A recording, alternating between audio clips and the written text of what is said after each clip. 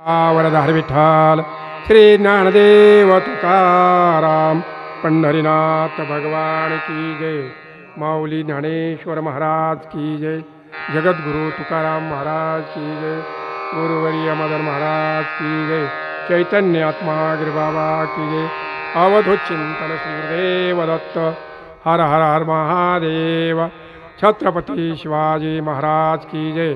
धर्मवीर संभाजी महाराज की जय।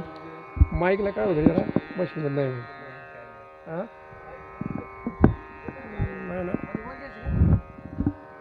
थोडं वर घे बरं.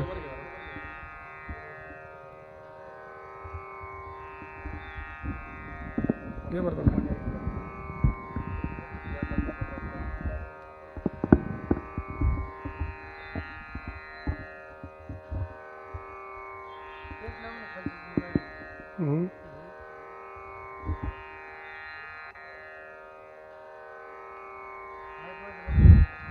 राहून दोन्ही माईक वर करू वर करू.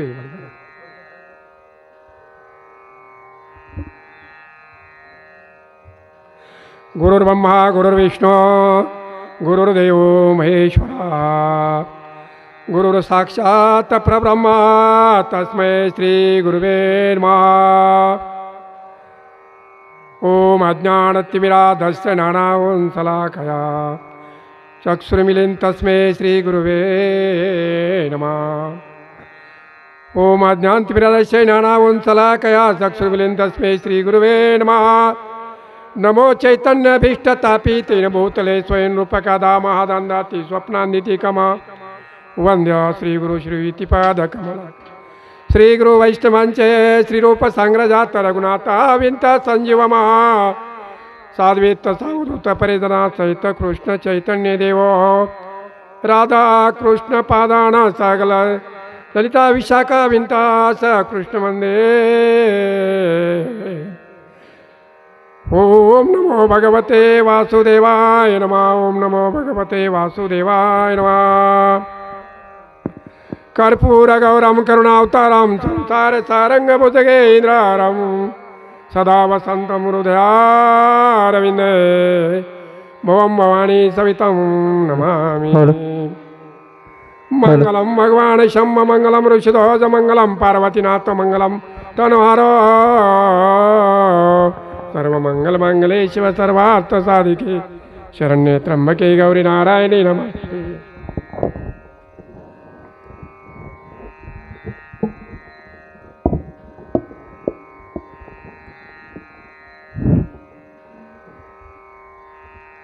ओम नमो या वेद प्रतिपदा जय जय सौसवेदात्मरूपा देवा तुझे गणेशो सकलमती प्रकाशो म्हणे निवृत्तीदासो अवधारी धोजे. हे शब्द ब्रह्माशेष ते समृती सुवेचा ते वर्णवपू निर्दय समैर्वताचे जैसा पंचमाला पो सुगंधो की परिमळवानु सुसाधो तो बला झाला से विनोदो कथेचा. याचा अर्थ असा होतो ओम नमो जे अध्यावेद प्रतिपाद्या जैस जैसोदा आत्मरेवा देवा तोचे गणेशो सकलमती प्रकाशो मणी निवृत्तीदासो अवधारी धोजी.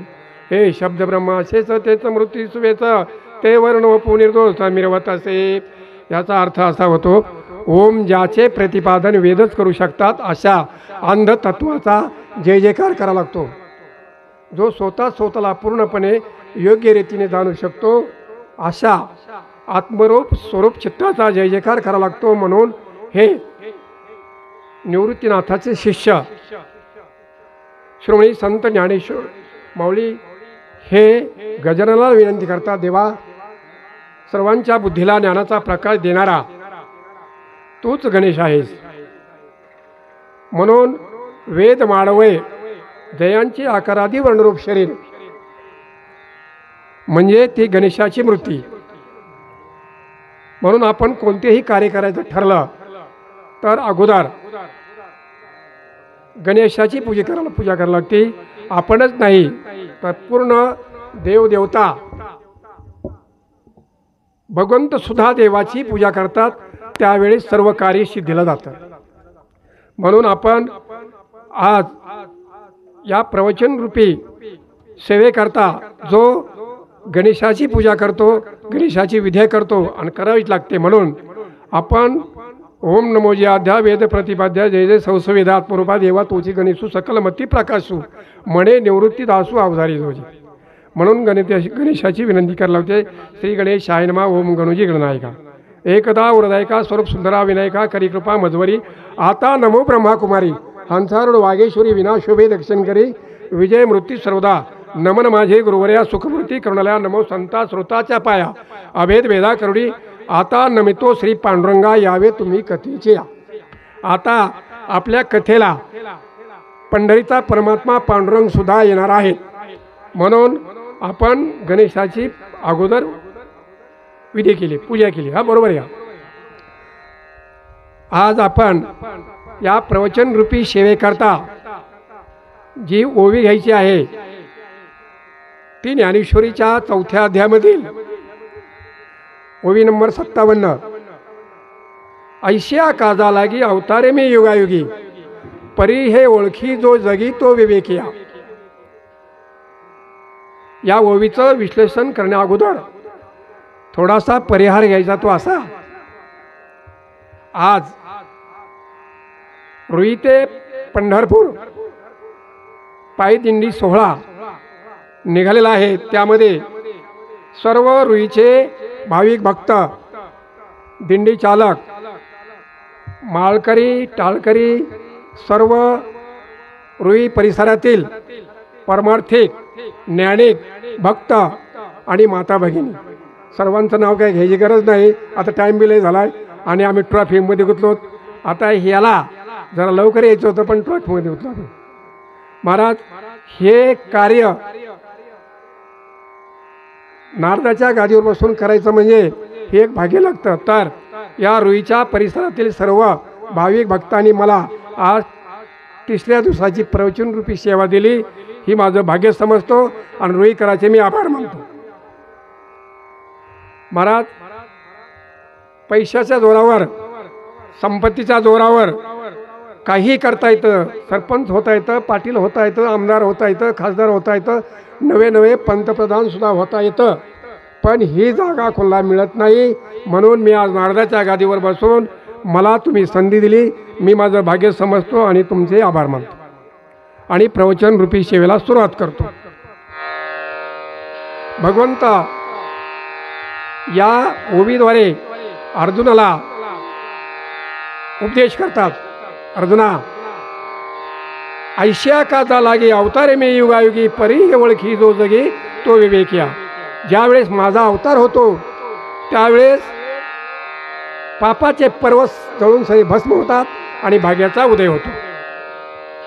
आणि ज्या युगामध्ये, ज्या युगाच्या ठाई मी अवतार धारण करतो आणि जो मला ओळखतो तो खरंच भाग्यवान होतो, विचारवंत होतो. म्हणून भगवंत अर्जुनाला उपदेश करतात. अर्जुन असा विचार करतो की आज माझं कुरुक्षेत्रावरती मला भगवंत हे उपदेश करतात, माझं खरंच भाग्य उदयाला आलेलं आहे आणि मला स्वतः भगवंताने विश्वरूप दाखवून हे ज्ञान प्रदान केलं. त्याच्यामध्ये अर्जुन थोडं भगवंताला म्हणतात, देवा तुम्ही मला जे उपदेश करता असा मी कोण आहे, मला तुम्ही का सांगता असं. त्यावेळेस भगवंत म्हणतात, अर्जुना हे जे निष्काम कर्मयोग आहे आणि तुला सांगत आहे ते निष्काम कर्मयोग मी इथून मागे कोट्यावधी वर्षापूर्वी हे सूर्यदेवाला सांगितलं आणि सूर्यदेवाने ते मनूला सांगितलं आणि मनूने विश्वाकुला सांगितलं. अशी परंपरा चालत आली होती. पण कालांतराने या मानव देहाला त्याचा गर्व वाटू लागला, अहंकार आला, मोह आला, म्हणून ह्या निष्काम कर्मयोग लोप पावला, म्हणजे त्याचा नाश झाला. म्हणून तुला पुन्हा मी हे सांगत आहे. अर्जुन पुन्हा विचार करून भगवंताला म्हणतोय की देवा हे मला तुम्ही काय सांगता, मी असा कोण आहे.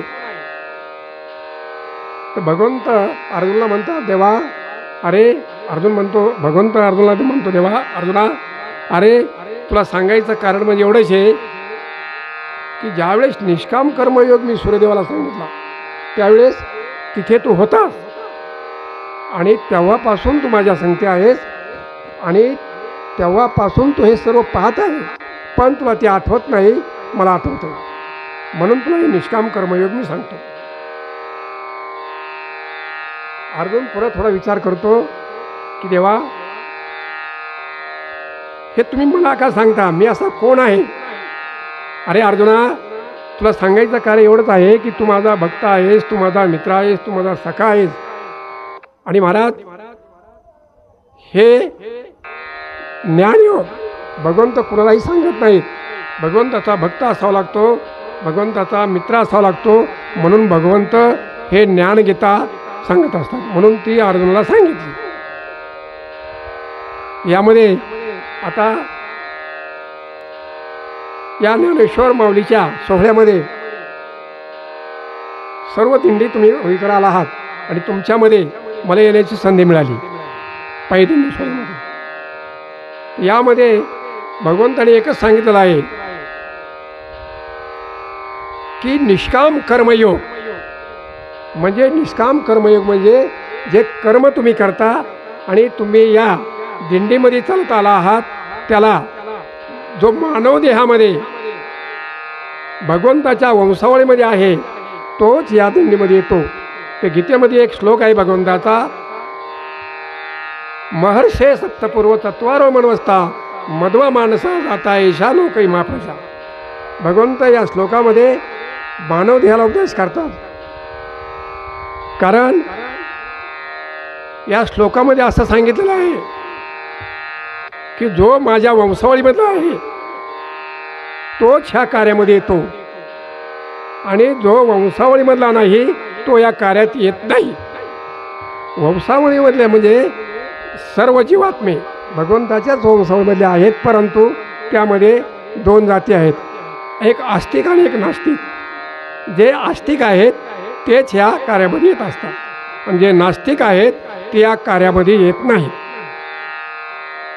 म्हणून आपण सर्व जे आहोत सर्व भगवंताच्या वंशावळीमधले आहोत आणि भगवंताच्या वंशावळीमधले आहोत म्हणूनच आपण इथे येत आहोत आणि भगवंताच्या वंशावळीमधले आहोत म्हणूनच आपण भगवंताचं नामस्मरण चिंतन केलं पाहिजे आणि या सोहळ्यामध्ये आलं पाहिजे. असं प्रत्येकाने जर याचा विचार केला तर त्याचा कर्मयोग चांगला होतो आणि त्याचा मोक्ष चांगला होतो. भगवंत या गीतेमध्ये अजून एक उपदेश करतात, अनंतकाले च मामेव स्मरणमुक्ता कलेवरम प्रयाती समदभावे याते नास्तत्री संशय.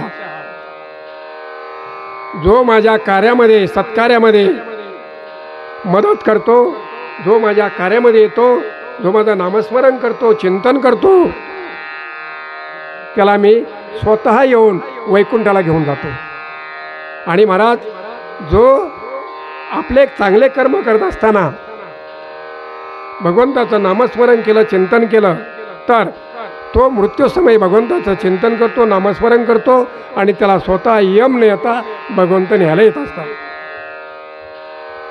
यामध्ये प्रत्येक व्यक्तीने, प्रत्येक माणसाने तुम्हाला सांगायला, म्हणजे मी एवढा विद्वान नाही किंवा एवढा हे नाही, पण आज मला या प्रवचन रूपी गादीवरती बसलं म्हणून भगवंताचं प्रचार करण्याचा अधिकार आहे आणि भगवद्गीतेमध्ये जे आहे तेच तुम्हाला सांगणार आहे, इतर सांगून जमणार नाही, मी सांगत पण नाही. पण भगवद्गीतेमध्ये असं सांगितलेलं आहे, सर्व धर्म परित्यज्य मामेक शरणव्रज अहं त्वा सर्व पापे भे मोक्षे स्वामी मासचे. भगवंत काय म्हणतात, अरे बाबा, तू कितीही पाप केलं असलं, किती पापी असला, तुला सर्व लोकांमध्ये पापी जरी समजत असले तरी तू माझं चिंतन कर, माझं नामस्मरण कर, तुला मी त्यातून मुक्त करतो. आणि भगवंताचं नामस्मरण चिंतन करण्याकरता काही आपल्याला कर्ज लागत नाही किंवा आपला काही कष्ट लागत नाही. भगवंत आपल्याला सांगत नाही की बाबा माझं तुम्ही 100 एकर जमीन नांगरा, ज्वारी तयार करा, वाटेणी करा, माझ्या दारात आणून टाका, असं भगवंत म्हणत नाही. भगवंत काय म्हणतात, फक्त माझं नामस्मरण करा, चिंतन करा. महाराज, जेवढे तुम्ही या दिंडीमध्ये आले आहात तुम्ही खरंच भाग्यवान आहात। या महाराष्ट्राच्या कानाकोपऱ्यातून जी माऊलीचे सोहळा निघालेला आहे, महाराष्ट्रातून नाही पूर्ण भारताच्या कानाकोपऱ्यातून या माऊलीचा सोहळा निघालेला आहे। हा सोहळा भारतातच नव्हे पण पूर्ण जगातसुद्धा कुठं नाही, म्हणून हा सोहळा माऊलीचा निघालेला आहे। आणि या माऊलीच्या सोहळ्यामध्ये जो प्रवेश करतो, जो येतो महाराज, तो खरंच भाग्यवान असतो। त्याला कधीही इतर गती न मिळता मोक्षप्राप्ती मिळते, असं गीतेमध्ये सांगितलेलं आहे। कर्म आणि विकर्म हे प्रत्येक मानवाला चुकलेलं नाही, भगवंताला सुद्धा कर्म चुकलेलं नाही। कर्म प्रत्येकाच्या वाट्याला असतं, पण कर्म करता वेळेस मानवाने चांगलं कर्म केलं पाहिजे।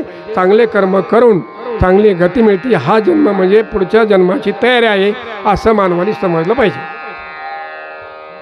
म्हणून या जन्मातल्या कर्मानुसार पुढच्या जन्मामध्ये प्रगती किंवा अधोगती होत असते। महाराज, कर्म भगवंताला सुद्धा चुकलेलं नाही।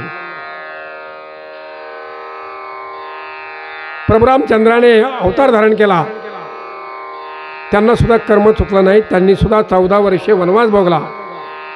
प्रभू रामचंद्राची सीतामाता, तिला सुद्धा तिच्या कर्माने तिला वनवास भोगावा लागला। प्रभू रामचंद्राच्या बापाला सुद्धा 4 मुलं असून त्यांना पाणी पाजायला सुद्धा कोणी राहिलं नाही। महाराज, ते कर्म म्हणतात, कर्म कुणालाही चुकलेलं नाही, पण कर्म करता वेळेस करताना एक माणसाने कर्म चांगलं केलं पाहिजे, त्यावेळेस आपल्याला पुढच्या जन्मामध्ये चांगली प्रगती होते आणि चांगली गती येते। आणि हा जन्म म्हणजे पुढच्या जन्माची तयारी आहे। म्हणून कर्म आणि विकर्म, सुख आणि दुःख हे अनादिकालापासून चालत आलेलं आहे। आणि कर्माची गती हे प्रत्येक व्यक्तीला, प्रत्येक मानवाला, प्रत्येक देवाला, प्रत्येक देवताला हे करावं, भोगावंच लागतं। महाराज,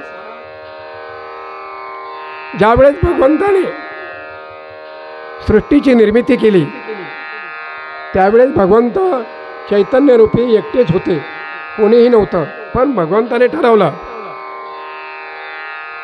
की या विश्वामध्ये मानव प्रत्येक जीवात्म्याची उत्पत्ती करायची आणि विश्वाची उत्पत्ती करायची आणि युगाची उत्पत्ती करायची।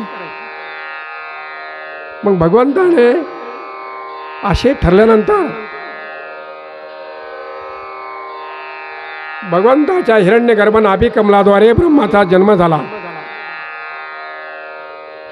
आणि ब्रह्माचा जन्म झाल्यानंतर त्या ब्रह्मापासून सप्त ऋषी, रुद्र असे 4 वेद निर्माण झाले। 4 वेद म्हणजे पशु, पक्षी, सरपटणारे प्राणी असे 4। ब्रह्मदेवाने विचार केला, 4 वेद तयार झाले, पण हे 4 वेद परमार्थ करणार नाहीत, हे भगवंताचं नामस्मरण करणार नाहीत। म्हणून ब्रह्मदेवाने भगवंताकडे विनंती केली, देवा, तुमच्यासारखी एक हुबहू मूर्ती आणि ही मानवदेह मला प्राप्त करून द्या, म्हणजे तुमचं नामस्मरण करेल, भजन करेल, भक्ती करेल। भगवंताने ब्रह्मदेवाला सांगितलं, तुम्हाला याकरता 1000 वर्ष तपश्चर्या करावी लागेल, त्यावेळेस मानवाची उत्पत्ती तयार होईल। ब्रह्मदेवाने 1000 वर्ष तपश्चर्या केली, नंतर श्रीकृष्ण भगवंताच्या कृपेने मानवदेहाची उत्पत्ती करण्यात आली। मग ते मानवदेह म्हणजे 4 संकाधिक जन्माला आले। तेव्हापासून 4 संकाधिक म्हणजे तेव्हापासून संत। आणि नंतर भगवंताने ब्रह्मदेवाला उपदेश केला। उपदेश असा केला की वैदिक ज्ञानाचा उपदेश म्हणे ब्रह्मदेवाच्या मुखातून निघाले, भगवंताच्या मुखातून निघाले वचन हे ब्रह्मदेवाच्या हृदयामध्ये सांगितले। आणि ते वचन म्हणजे भगवद्गीता।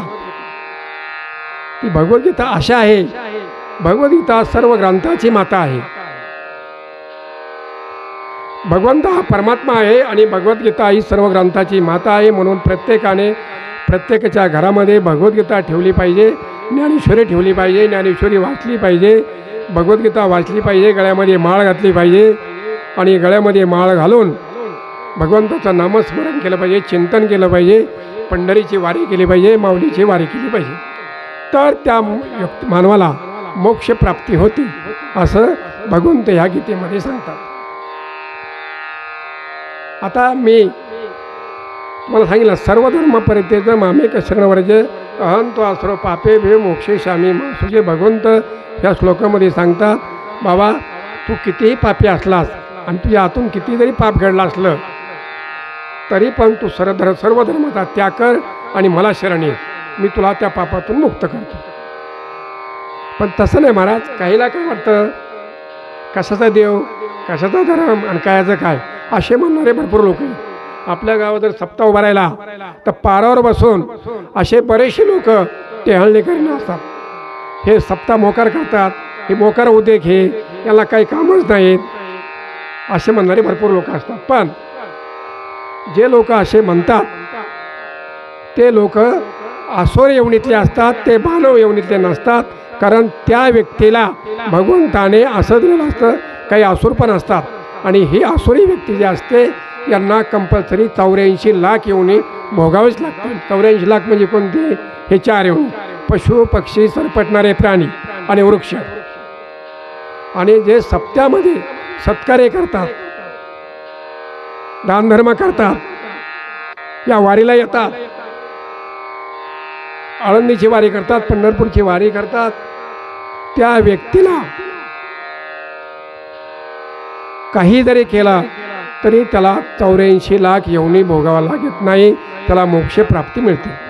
तो कसाही असू द्या, 12 महिने तुम्ही काही करा, पण त्याच्यातले हे 8 दिवस तुम्ही माऊलीच्या सोहळ्यामध्ये घाला तरी तुम्हाला सर्व माफ आहे, अशी गीता सांगते. पापकृतस्तु सर्वदा सदा दुराचारता विमार्गा क्रोधाग्नी दग्धा कुटलक्ष कामिनी सप्ताह यज्ञ कुलो पुण्यतिथी.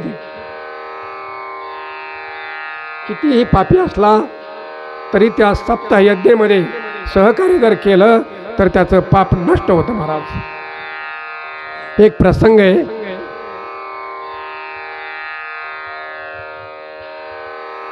तुंगभद्रा नदीच्या काठावरती उत्तुंग नावाचं शहर आहे. तुंगभद्रा नदीच्या काठावरती उत्तुंग नावाचं शहर आहे आणि त्या उत्तुंग नावाच्या शहरामध्ये एक आत्मदेव नावाचा ब्राह्मण राहत आहे. लक्ष देऊन ऐका, तुंगभद्रा नदी म्हणजे एक पसरलेली नदी आहे. उत्तुंग नावाचं शहर म्हणजे आपलं शरीर आहे, शरीर. आणि त्या शरीरामध्ये आत्मदेव नावाचा ब्राह्मण राहत आहे. त्या आत्मदेव नावाच्या ब्राह्मणाची एक सुंदर पत्नी आहे.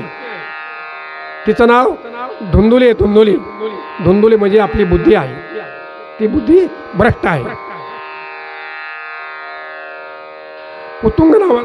तुंगभद्रा नदीच्या काठावरती उत्तुंग नावाचं शहर आहे. उत्तुंग नावाच्या शहरामध्ये आत्मदेव नावाचा ब्राह्मण राहत आहे.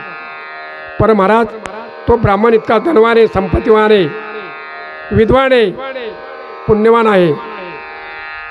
पण महाराज फक्त त्याला एकच नाही, संतती नाही. आणि त्याच्या नशिबामध्ये 7 जन्म संतती नव्हती, 7 जन्म. म्हणून तो त्या संतती करता तुंगभद्रा नदीच्या काठावरती जाऊन विचारवंत बसला होता आणि विचार करत बसला.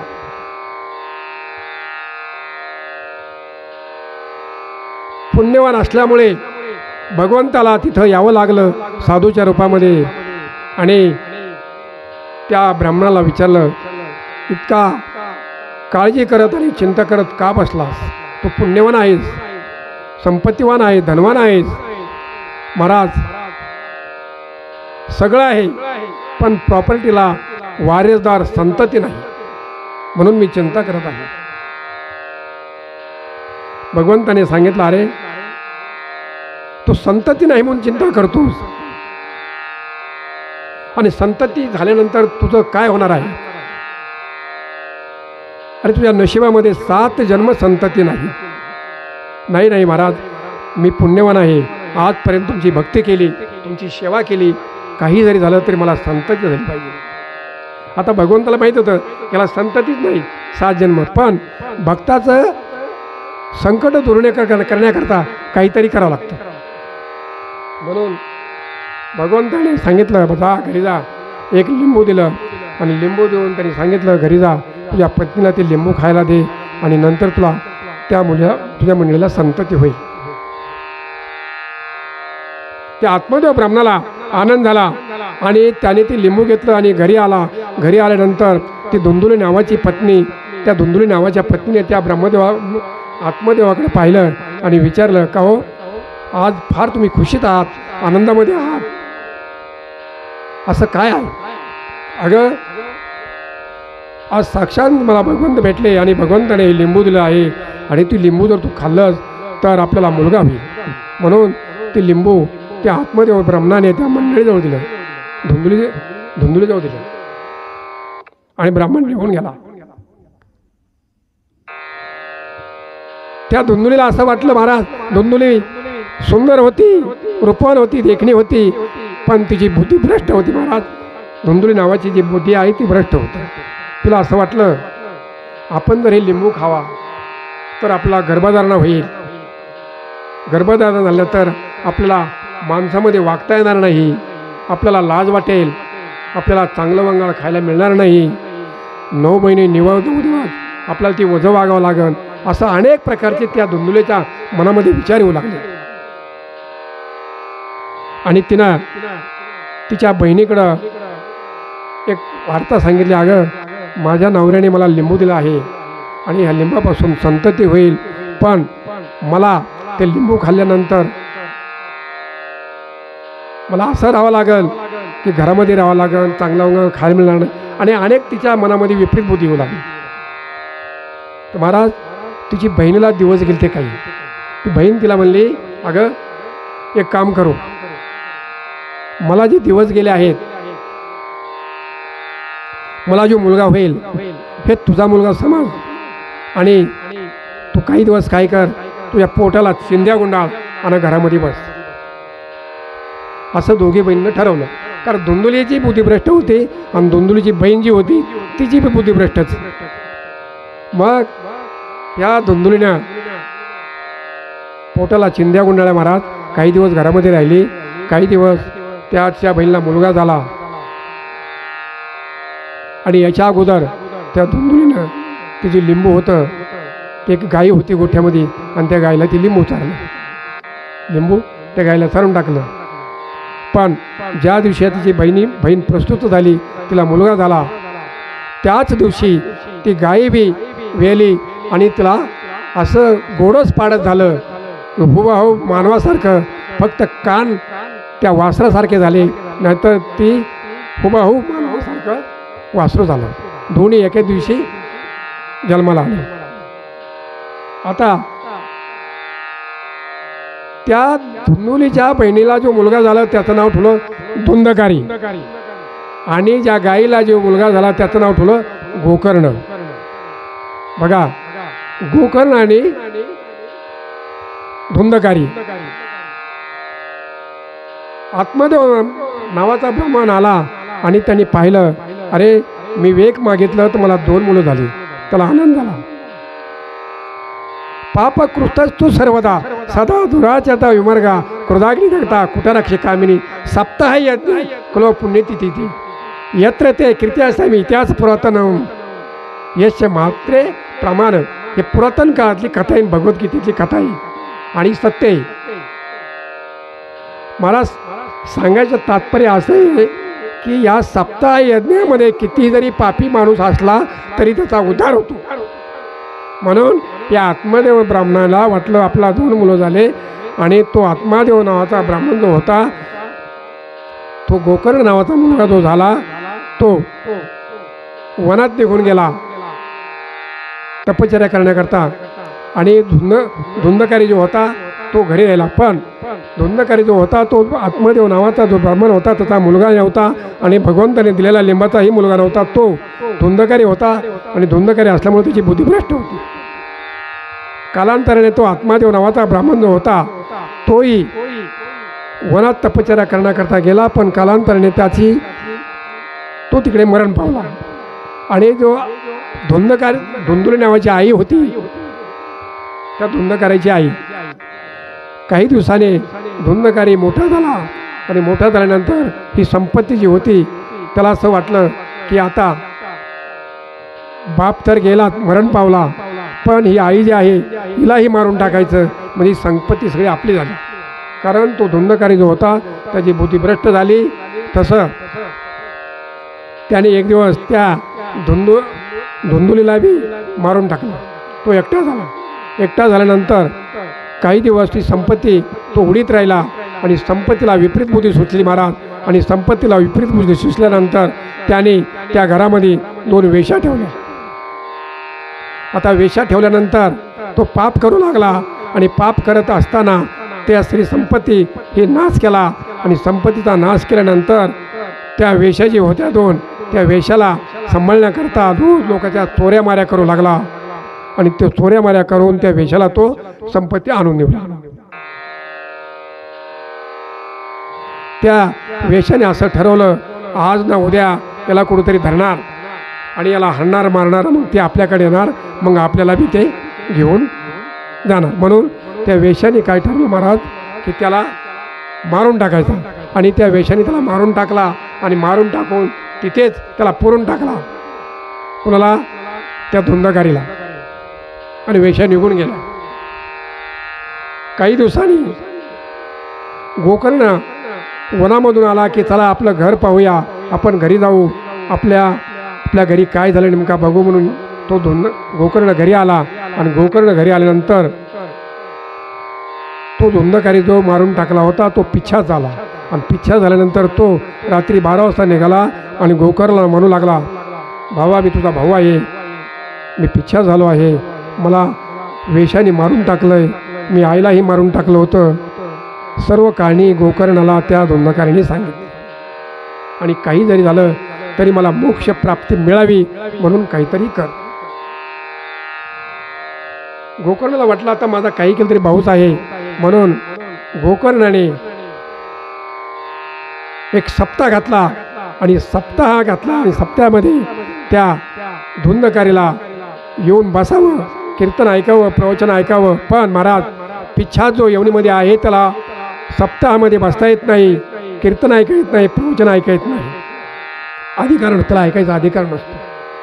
म्हणून तो धुंदकारी त्या सप्त्याच्या खांबामध्ये जो येळू होता ते येळूमध्ये बसायचा. आणि येळूमध्ये बसून 7 दिवस तो प्रवचन कीर्तन ऐकायचा.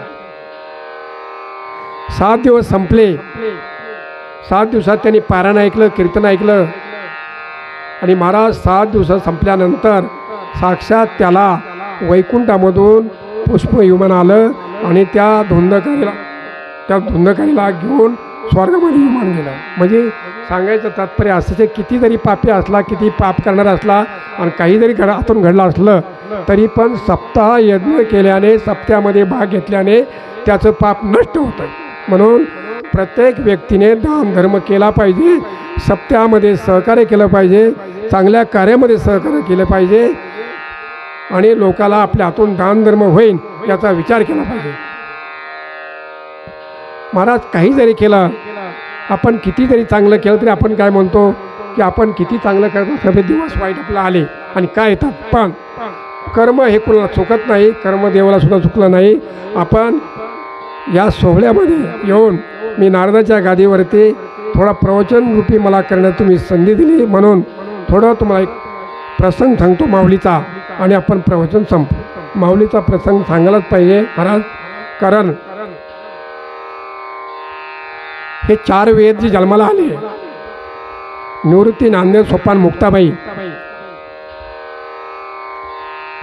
गोविंद पंत कुलकर्णी आणि मीराबाई कुलकर्णी यांच्या स्वप्नामध्ये साक्षात भगवंताने दृष्टांत दिला. आणि दृष्टांत देऊन तुझ्या पोटी असा वेद जन्माला येईन आणि त्या वेदाच्या पोटी 4 वेद जन्माला येतील आणि 4 वेद या विश्वाचं कल्याण करतील असं भगवंताने दृष्टांत दिला. कुणाच्या? मीराबाईच्या स्वप्नामध्ये. म्हणून मीराबाईच्या पोटी विठ्ठलपंताचा जन्म झाला. विठ्ठलपंताचा जन्म झाला. विठ्ठलपंताने संन्यास धारण केलं आणि संन्यास घेऊन काही दिवसांनी ते परत संन्यास घेत घेत घेत ते आळंदीला आलं. आता याची जर समजा विठ्ठलपंताची, गोविंदपंताची, कुलकर्णीची ही सगळी जर कथा सांगायची म्हटलं महाराज तर ही कथा कमीत कमी 8 दिवस जाते.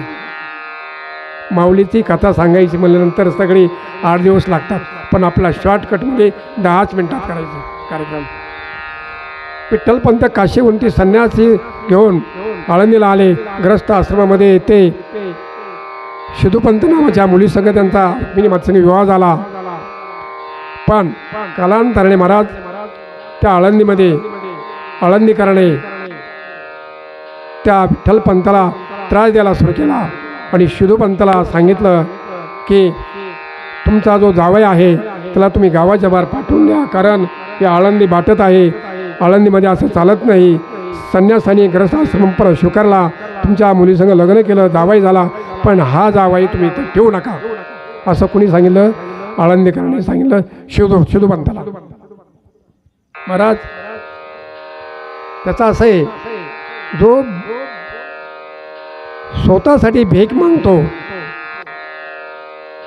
त्याचं नाव आहे भीक. जो समाजासाठी भिक्षा मागतो, कुटुंबासाठी भिक्षा मागतो त्याचं नाव आहे भिक्षा. आणि जो समाजासाठी भिक्षा मागतो त्याचं नाव आहे श्रमदान. आणि जो विश्वाकरता भिक्षा मागतो महाराज त्याचं नाव आहे पसायदान. म्हणून या माऊलीने विश्वाच्या कल्याणाकरता विश्वाच्या दारामध्ये जाऊन पसायदानाची मागणी केली महाराज. त्याचं नाव आहे पसायदान. आणि तेच पसायदान त्यांनी मागितलं या माऊलीनं. आणि ज्या माऊलीला मागितलं त्या माऊलीला आळंदीमध्ये राहून देत नव्हते. आणि त्या टायमाला महाराज त्या आळंदीकरलाच काय, पण महाराष्ट्राला सुद्धा या माऊलीचं तत्त्व कळलं नाही. आता ही माऊली ज्यावेळेस मुक्ताईचा आणि विठ्ठलपंताचा विवाह झाला, कालांतराने त्यांना तिथून काढून दिलं आणि ते सिद्धपीठावरती राहायला गेले. कारण महाराज ज्यावेळेस माणसाकडं धन संपत्ती पैसा असतो तोपर्यंत सगळे जे असतात, पण ज्याच्याकडे काही नसेल आणि ज्याच्यावर टाईम बेकार येतो त्या टाईमला त्याच्यासाठी कुणीच नसतं. शिदूपंताचा जावई विठ्ठलपंत, पण शिदूपंतांनी सुद्धा अंग काढून घेतलं आणि त्यांनी सुद्धा सांगितलं जावायला तुम्ही माझ्यापासून लांब जा. आणि विठ्ठलपंताला त्या लांब जाऊन आळंदीमध्ये सिद्धपीठावरती राहावं लागलं. असं करता करता रुक्मिणी मातेला दिवस गेले आणि 1195 साक्षात शंकराने अवतार धारण केला आणि ते निवृत्तीनाथाचा पोटी रुक्मिणी मातेच्या पोटी जन्म घेतला. ते निवृत्तीनाथाने, निवृत्तीनाथ म्हणजे साक्षात शंकराचा अवतार. आणि 1195 निवृत्तीनाथाचा जन्म झाला. निवृत्तीनाथ महाराज की जय. महाराज 2 वर्षानंतर आनंद झाला आणि 2 वर्षानंतर पुन्हा 1197 श्रीमणी संत ज्ञानेश्वर माऊलीचा जन्म झाला. 2 वर्षाच्या फरकाने 1199 सोपान काकाचा जन्म झाला आणि 1201 मुक्ताईचा जन्म झाला. साक्षात भगवंताने अवतार धारण केला आणि माऊली जन्माला आली. ब्रह्मदेवाने अवतार धारण केला आणि सोपान काका जन्माला आले. आदिमाया शक्तीने अवतार धारण केला आणि रुक्मिणी जन्माला आले. असे 4 वेद जन्माला आले. आणि 4 वेद जन्माला येऊन महाराज भगवंताने अवतार धारण केला. यांना किती संकट आलं असतं तर यांनी हे केलं असतं का, पण सर्व विश्वाच्या कल्याणाकरता सगळं एक कहाणी करायची होती आणि हे करायचं होतं म्हणून हे सगळं हे केलं. आणि जर हे वेद जन्माला नसते आले, हे झालं नसतं तर आता आपण इथं आलो नसतो. आपल्याला सुद्धा त्या आसुरासारखंच वागावं लागलं असतं. आपल्याला नास्तिकासारखं वागावं लागलं असतं. आपल्याला आस्तिकपणा कळलाच नसता मानव देहाला. म्हणून या माऊलीने आपल्याला सर्व दाखवून दिलं. आता 4 वेद जन्माला आले, पण या आळंदीकराने यांना त्रास द्यायला सुरू केलं की इथं राहायचं नाही, आळंदीमध्ये राहायचं नाही. विठ्ठलपंताला सांगितलं तुम्ही हे 4 तुमचे बालकं घेऊन कुठेही जा. आता असे दिवस गेल्यानंतर विठ्ठलपंताने ठरवलं आपण आळंदीच्या धर्मपीठाकडे जाऊन जरा न्यायाची मागणी करू. आणि न्यायाची मागणी करत असताना त्या आळंदीकरांनी सांगितलं, तुम्ही काय करा, पैठणला जा, पैठणला जाऊन धर्मसभेमध्ये न्यायाची मागणी करा. म्हणून विठ्ठलपंत आळंदीवरून, रुक्मिणी माता आणि विठ्ठलपंत आळंदीवरून पैठणला आले आणि पैठणला येऊन न्यायाची मागणी करू लागले, आम्हाला आळंदीमध्ये राहण्यासाठी संधी द्या. पण महाराज, पैठणमध्ये बी असे ब्राह्मण होते, तेथे तर भोगदेव नावाचा एक ब्राह्मण होता. भोगदेव नावाच्या ब्राह्मणाने सांगितलं, जर तुम्हाला आळंदीमध्ये तुमच्या मुलाला ठेवायचं असेल तर तुम्हाला एकच करावं लागेल, तुमच्या देहाचं प्रायचित करावं लागेल, प्रायचित्त करावं लागेल. आता असं म्हणल्यानंतर विठ्ठलपंताला असं वाटलं, आपलं देहाचं प्रायचित जरी केलं तरी चालेल, पण आपल्या मुलांना काही झालं नाही पाहिजे. महाराज विचार करा, माता भगिनीनो, ही 4 मुलं सोडून जायचे, 4 मुलं झोपीमध्ये सोडून जायचे, लहान लहान मुलं, त्यांना टाकून जायचंय. पण विठ्ठलपंताने, रुक्मिणी मातेने विचार केला, आपण जरी गेलं तरी हरकत नाही, पण 4 मुलांना सुख मिळालं पाहिजे. म्हणून हे दोघंही, विठ्ठलपंत आणि रुक्मिणी माता, पैठणमधून आळंदीला आले. महाराज आळंदीला आल्यानंतर त्या सिद्ध बेटावरती ही 4ही भावंड झोपलेली होते. आणि झोपलेले असताना विठ्ठलपंत त्या झोपडीतून बाहेर निघून गेले. त्यांनी ठरवलं, आपल्याला आता काशीला जायचं आणि देहाचं प्रायचित करायचं.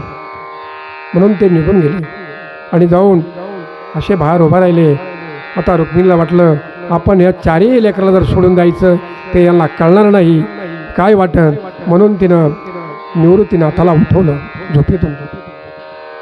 महाराज, इतका प्रसंग बेकार आणि इतकी काळ रात्र, पण तरीही आळंदीकरांना कळलं नाही आणि महाराष्ट्राला कळलं नाही. म्हणून त्या निवृत्तीनाथाला उठवलं आणि निवृत्तीनाथाला उठवून रुक्मिणीने सांगितलं, निवृत्ती, तुमच्या चांगल्या भल्याकरता तुम्हाला आळंदीमध्ये राहता यावं म्हणून तुझे वडील आता गेलेले आहेत आणि मलाही आता जायचंय आणि आम्ही दोघंही आता देहाचं प्रायचित करणार आहोत. असं म्हणल्याबरोबर निवृत्तीनाथाला असं वाटलं की आता आई मला सोडून चालली. आता आई अशी सोडून चालल्यावर निवृत्तीनाथाने आईला विचारलं, आई, अगं आम्ही लहान लहान आहोत, आम्ही लहान असताना तू आम्हाला सोडून चाललीस. अरे बाबा, तुझे वडील निघून गेलेत, मला गेल्याशिवाय मार्ग नाही. जर कहाणी सांगत बसलं, आरडाओरड जर केली तर हे सगळे 3ही भावंड पोरं उठले असते आणि आरडत बसले असते. म्हणून रुक्मिणीने त्या निवृत्तीनाथाला उठवलं आणि निवृत्तीनाथाला सांगितलं, बाबा, तू एक राजा आहेस, हे 3ही बालकं तुझ्या पदरामध्ये टाकते, याचा सांभाळ तू कर, आता मला गेल्याशिवाय मार्ग नाही. महाराज, निवृत्तीनाथाला असं वाटलं, बाबा गेले आणि तू जर आम्हाला न विचारता गेले असते तर आम्ही काय केलं असतं. जर माझ्या वाटेला दुःख यायचं असेल तर त्याचा नाविलाज आहे.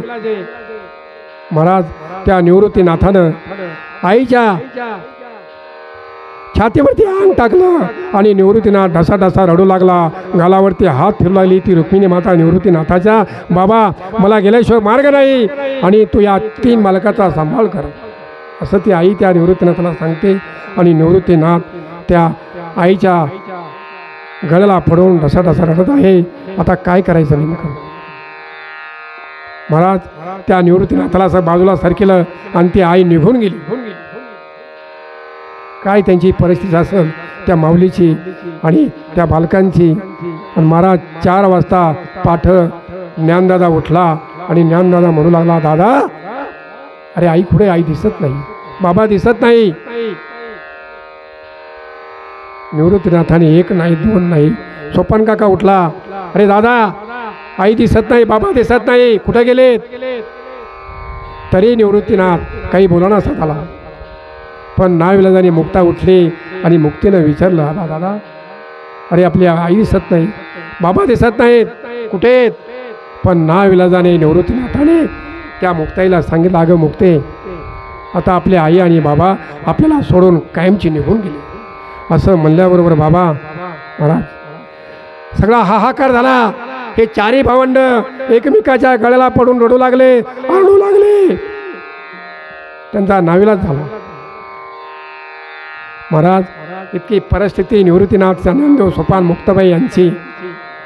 असं करता करता एकामागून एक दिवस निघून 7-8 दिवस निघून गेले आणि हे त्या झोपडीमध्ये राहू लागले. यांना कोणी जवळ करीना, त्यांचा आजा शिडूपंत जवळ करीना, आळंदीतला कोणी माणूस जवळ करीना, अन्न खायला नाही.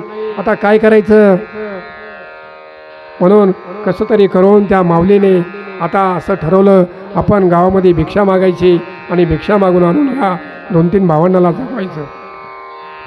पण महाराज आळंदीमध्ये माऊली जर भिक्षा मागायला गेली तर त्या आळंदीमध्ये ज्याच्या घरावरती माऊली भिक्षा मागायला जाईल ते लोक लाथाने मारायचे, धुळीमध्ये पेट देण्याऐवजी चिखलाचे गोळे वाढायचे, शेणाचे गोळे टाकायचे. अशा त्या माऊलीचे हाल ते आळंदीकर करायचे. आणि ती माऊली तशीच घरी यायची.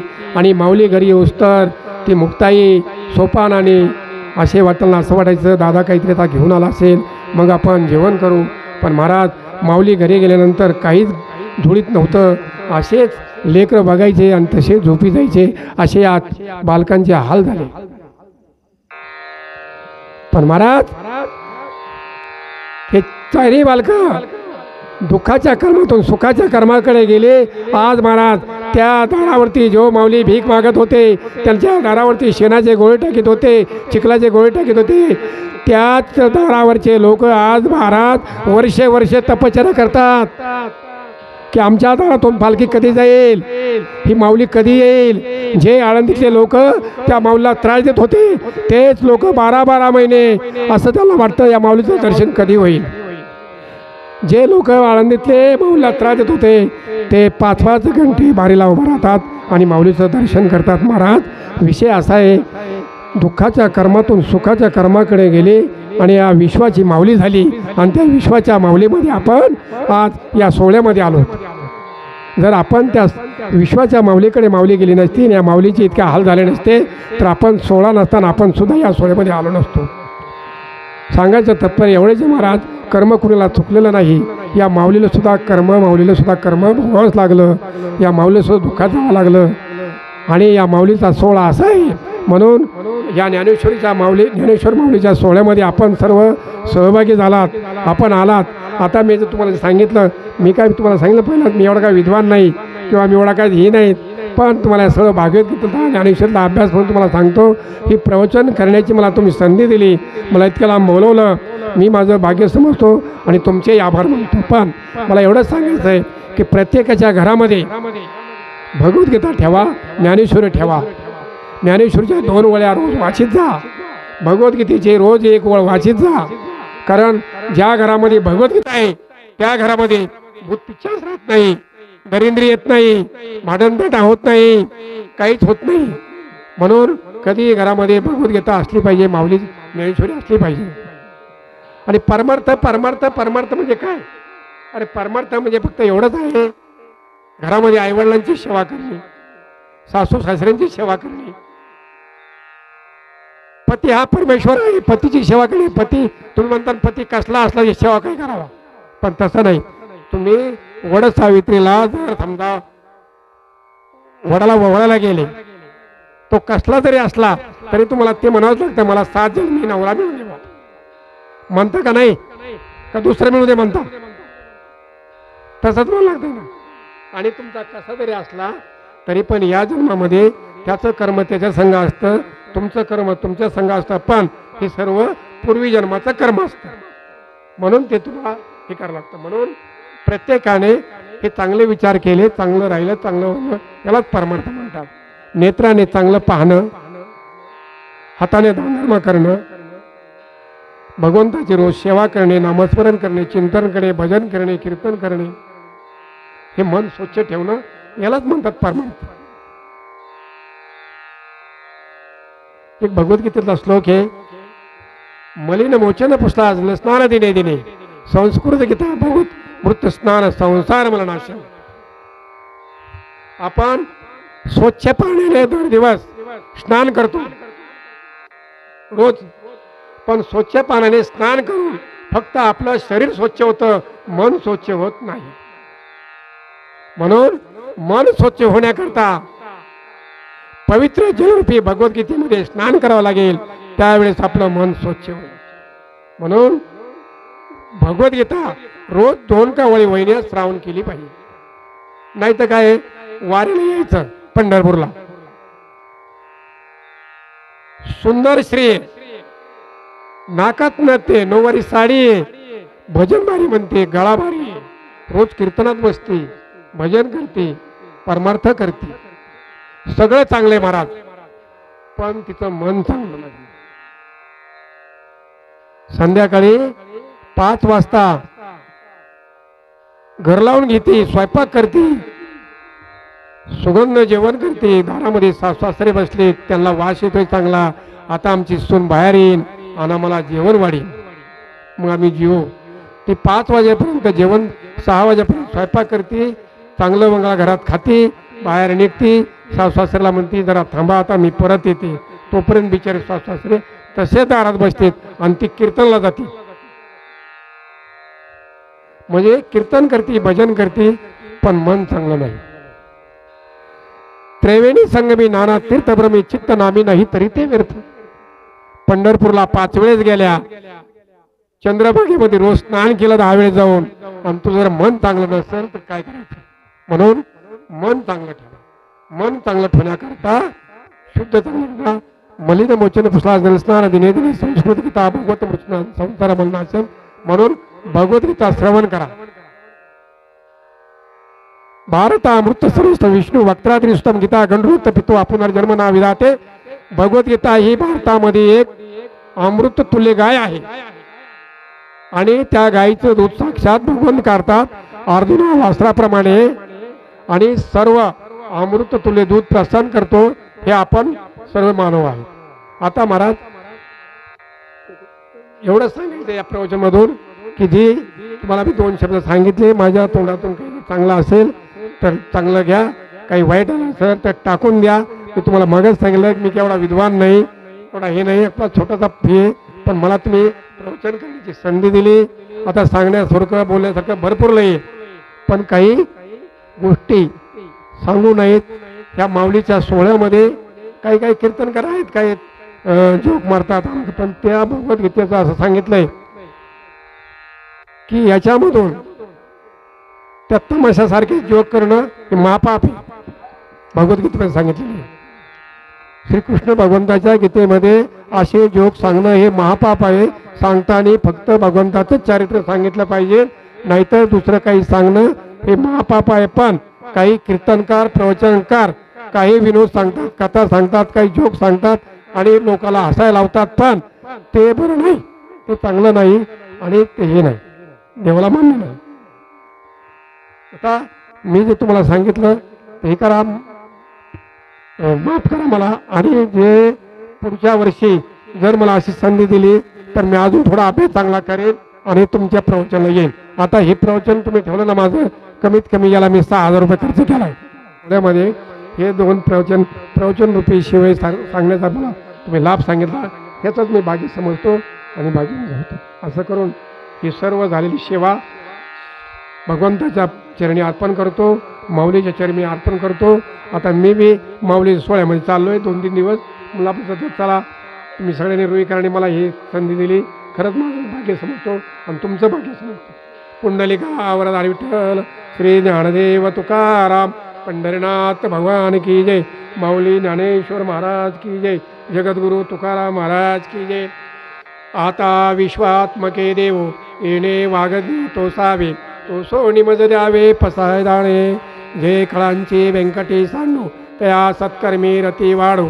भूता परस्परे पडो मैत्र जीवांचे, दुरितांचे तिमिर जावो.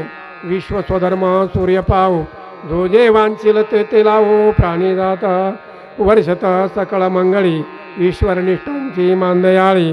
अनवरत भूमंडळी भेटू तया होता. चला कल्पतरुचे आरव, चेतना चिंतामणीचे गाऊ. बोलती जे अर्णवा पियुषांचे चंद्रमे जे आलांचन मार्तंड जे तापहीन ते सर्वही सदा सज्जन सोयरे होतो किंबहुना सर्व सुखी पूर्ण होणी तिन्ही लोकी म्हणजे जो आधी लोकी या खंडित आणि ग्रंथ पिजवे विशेष लोके दृष्टांत विजय ववा विजय येत म्हणे श्री विश्वस्वराव आव विलदान पसाव येणे वर विज्ञान देव सुखिया झाला येणे वर विज्ञान देव सुखिया झाला येणे वर ज्ञान देव सुखिया झाला. ओम शांती शांती शांती शांती.